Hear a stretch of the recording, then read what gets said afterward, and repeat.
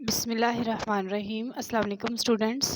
Class آج ہم نے اسلامیات لازمی کے لیکچر میں اگلی آیات جو ہماری رہ گئی تھی نا 15 سے لے کر آگے 19 تک، وہ آج ہم نے کرنی ہے۔ اس کے لیے آپ اپنی اپنی کتابیں کھول لیں۔ پہلے ہم ورڈز میننگ دیکھ لیتے ہیں اس کے جو ہیں اس سبق میں آنے والے مشکل الفاظ کے معنی، اور اس کے بعد ہم ترجمہ کریں گے۔ متحرفن لقتالن، جنگی چال کے طور پر، متحیزن الی فئۃ، کسی فوج سے جا ملنے کے لیے، رمیتا، تو نے پھینکا، لیبلیا، تاکہ وہ آزمائے، موہنن، کمزور کرنے والا۔ اب آپ لوگ پیج نمبر 9 کھول لیں اور اپنی اپنی پینسلز ہاتھ میں پکڑ لیں تاکہ شارٹ کوسچنز اور آپ مشکل الفاظ کے معنی جو ہیں وہ مارک کر لیں۔ اعوذ باللہ من الشیطان الرجیم، بسم اللہ الرحمن الرحیم۔ ومن، اور جو شخص، یولہم، ان سے پھیرے گا، یومئذ، اس دن، دبرہ، اپنی پیٹھ، الا، سوائے، متحرفن لقتالن۔ ابھی ہم نے متحرفن لقتالن کا میننگ پڑھا ہے کہ جنگی چال کے طور پر، او متحیزن الی فئۃ، اس کا بھی ابھی ہم نے پڑھا ہے، یا اپنے گروہ سے جا ملنے کے لیے، فقد باء، پس وہ لوٹا، بغضب، غضب میں، من اللہ، اللہ کے، ومأواہ، اور اس کا ٹھکانہ، جہنم، جہنم ہے، وبئس المصیر، اور وہ بہت بری جگہ ہے۔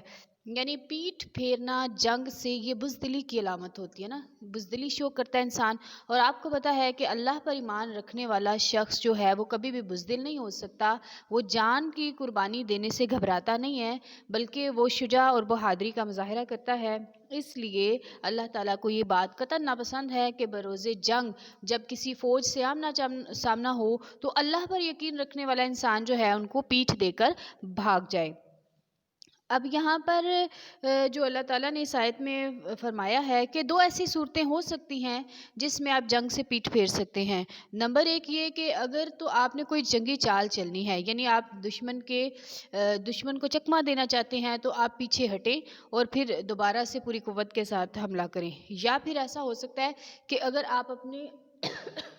آپ لڑتے لڑتے اپنی فوج سے، یعنی اپنے گروہ سے الگ ہو گئے ہیں اور دشمنوں کے نرغے میں آ گئے ہیں، تو واپس اپنی فوج کے ساتھ جا ملنے کے لیے آپ پیٹھ پھیر سکتے ہیں۔ ان دو صورتوں کے علاوہ اگر کوئی لڑائی کے روز پیٹھ پھیرے گا وہاں سے بھاگ کر اپنی جان بچانے کے لیے، تو پھر کیا ہوگا کہ وہ اللہ کے غضب میں گرفتار ہو جائے گا، اس پر اللہ کا غصہ نازل ہوگا، اور اللہ کہتا ہے کہ ایسے شخص کا ٹھکانہ دوزخ ہے اور وہ بہت بری جگہ ہے۔ دوبارہ سے اس لائن کا ترجمہ دیکھیں۔ وَمَن يُوَلِّهِمْ يَوْمَئِذٍ دُبُرَهُ، اور جو شخص جنگ کے روز پیٹھ پھیرے گا، الا متحرفا لقتال او متحیزا الی فئۃ، سوائے اس کے کہ لڑائی کے لیے کنارے کنارے چلے یا فوج سے جا ملنا ہو، فقد باء بغضب من اللہ، پس وہ اللہ کے غضب میں گرفتار ہوا، ومأواہ جہنم، اور اس کا ٹھکانہ جہنم ہے، وبئس المصیر، اور جہنم بری جگہ ہے۔ فلم، پس نہیں، تقتلوہم، پس نہیں تم نے ان کو قتل کیا، ولکن اللہ قتلہم، اور لیکن اللہ نے ان کو قتل کیا، وما رمیتا، اور نہیں پھینکی، اذ رمیتا، جب پھینکی آپ نے کنکریاں، ولکن اللہ رما، لیکن وہ اللہ نے پھینکی تھی۔ وَلِيُبْلِيَ، اور تاکہ وہ آزمائے، المؤمنین، مومنوں کو، منہ، اس سے، بلاءً حسنا، اپنے احسانوں کے ذریعے۔ ٹھیک ہے، اب اس آیت مبارکہ میں یہ ہے کہ غزوہ بدر کے موقع پر نا رسول اللہ صلی اللہ علیہ وسلم نے مٹھی بھر کر جو ہے نا کنکریاں کفار کی طرف پھینکی تھی اور ان پر لعنت کی تھی۔ اللہ تعالیٰ بھی اسی واقعے کی طرف اشارہ کرتے ہوئے فرماتے ہیں کہ یہ کنکریاں آپ نے نہیں پھینکی تھی بلکہ اللہ تعالیٰ نے پھینکی تھی، یعنی اس عمل میں اللہ تعالیٰ کی رضا شامل تھی، اور کفار پر لعنت بھی جو ہے وہ اللہ تعالیٰ کی طرف سے ہوئی تھی۔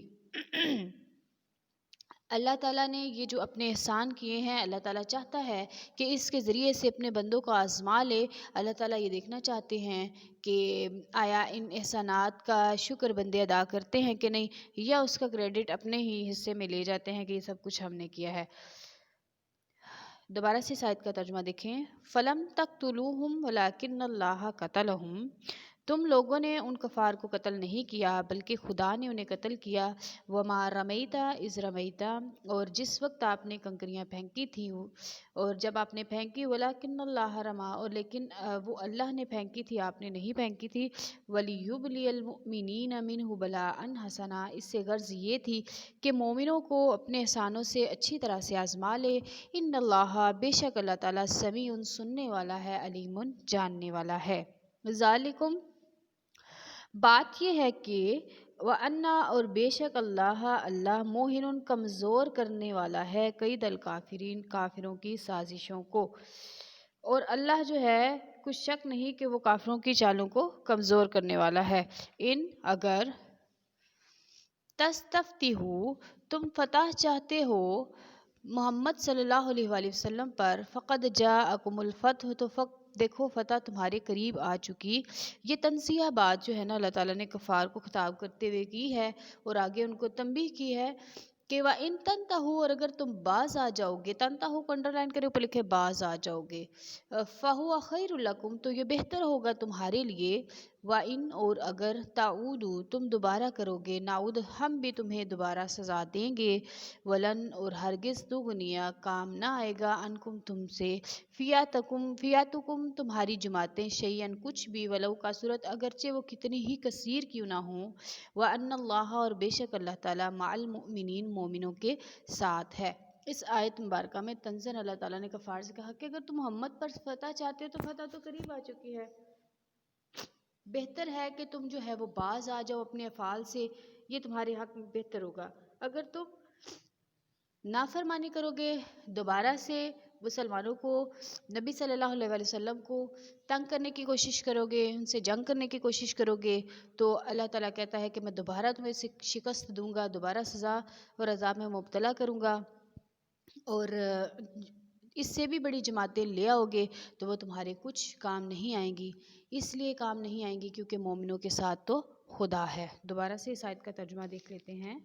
ان اگر تستفتحوا فقد جاءکم الفتح، تم محمد صلی اللہ علیہ وآلہ وسلم پر فتح چاہتے ہو تو تمہارے قریب آ چکی ہے۔ وَإِن تَنْتَهُوا، اور اگر تم باز آ جاؤ، فَهُوَ خَيْرٌ لَكُمْ، تو وہ بہتر ہے تمہارے لیے۔ وَإِن تَعُودُوا نَعُودْ، اور اگر تم دوبارہ کرو گے تو ہم بھی تمہیں دوبارہ عذاب دیں گے۔ وَلَن تُغْنِيَ عَنْكُمْ فِئَاتُكُمْ شَيْئًا وَلَوْ كَثُرَتْ، اور تمہاری خواہ کتنی ہی کثیر جماعت کیوں نہ ہو، تمہارے کچھ کام نہیں آئے گی۔ وَأَنَّ اللَّهَ، اور بے شک اللہ، مع المؤمنین، مومنوں کے ساتھ ہے۔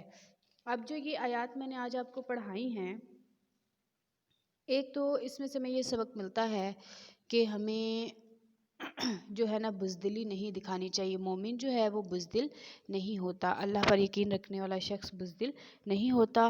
اور دوسری بات یہ ہے کہ جو بھی ہوتا ہے، جو بھی اللہ تعالیٰ ہماری مدد کرتا ہے، ہم اگر کسی پر غالب آتے ہیں تو پیچھے اللہ تعالیٰ جی ہوتے ہیں، ان کی مدد شامل حال ہوتی ہے، خود سے ہم کچھ نہیں کر سکتے، یہ اللہ تعالیٰ کے ہم پر احسانات ہیں۔ ان آیات کے ترجمے کو آپ نے یاد کر لینا ہے، یہی آج آپ کا سبق ہے، اسے یاد کر لیجیے گا۔ فی امان اللہ، اللہ حافظ۔